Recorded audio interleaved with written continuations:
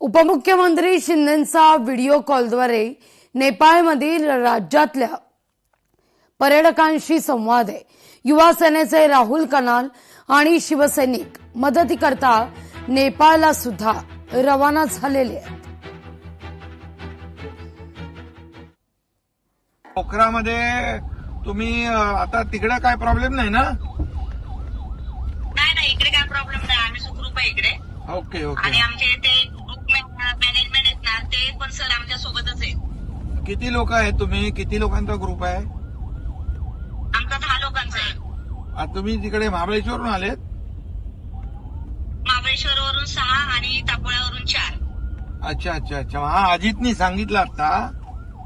तुमचा ग्रुप माणूस कोण आहे? मॅनेजर, ग्रुप प्रमुख कुठे आहेत? ते काय आहेत ना, आमच्या सोबतच आहेत सर। नमस्ते सर।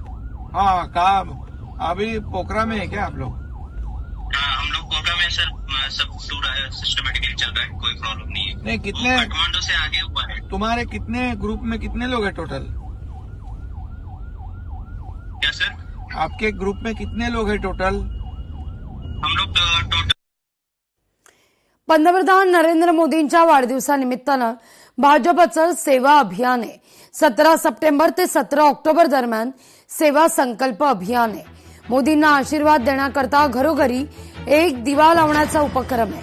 प्रत्येक बूथवरील किमान 100 घरांमध्ये दिवा लावण्याचं उद्दिष्ट आहे। विकसित भारत संकल्प यात्रा काढून मोदी सरकारच्या विकास कामांचा प्रचार केला जाईल।